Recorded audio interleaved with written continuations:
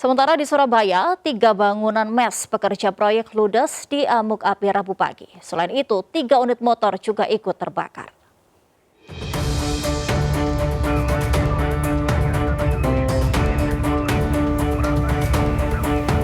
Kepulan asap hitam membumbung tinggi dari lokasi kebakaran mes pekerja proyek di kawasan Jalan Raya Lontar sisi utara Pakuwon Mall Surabaya Rabu pagi.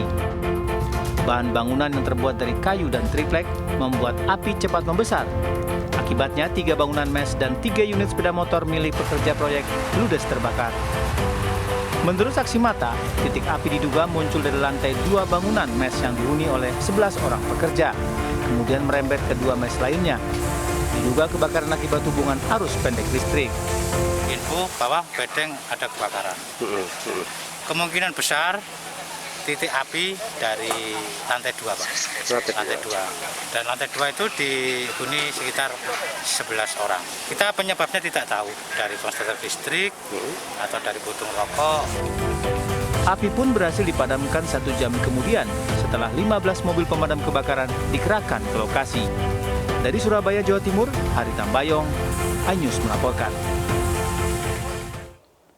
Pemirsa, seorang ibu rumah tangga di Balikpapan, Kalimantan Timur, tewas usai menyelamatkan anaknya dengan cara melompat dari lantai 3 saat kebakaran terjadi di bangunan rukonya. Kebakaran diduga akibat korsleting listrik.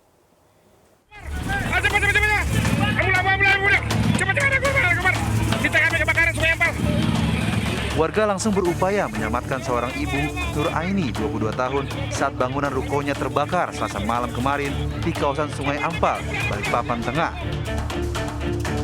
Ibu rumah tangga tersebut nekat meloncat dari lantai 3 ruko demi menyelamatkan buah hatinya yang masih berusia 1 tahun. Ketika api berkobar, korban terperangkap bersama kedua anaknya di dalam kamar di lantai 3. Anak bungsu korban sendiri yang masih berusia 2 bulan masih berada di dalam kamar.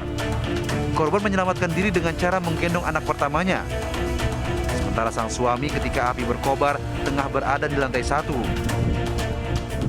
Ibunya sempat teriak tolong gitu Pak atau gimana? Iya, Mas, tolong gitu kan. Udah, setelah itu nggak dengar lagi. Kita fokus sama api dulu. Nah, bapaknya nyari-nyari mamanya itu.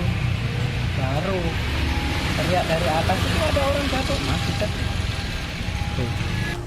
Kebakaran yang diduga akibat korsleting listrik itu pun merenggut nyawa sang ibu lantaran mengalami luka benturan di kepalanya akibat melompat dari ketinggian 9 meter. Korban meninggal dunia selang 2 jam usai dilarikan menuju rumah sakit Kanut Joso, Jatiwibowo. Sementara bayi yang ikut diselamatkan tengah menjalani proses perawatan di rumah sakit. Dari Balikpapan, Kalimantan Timur, Mumin Aziz, iNews melaporkan.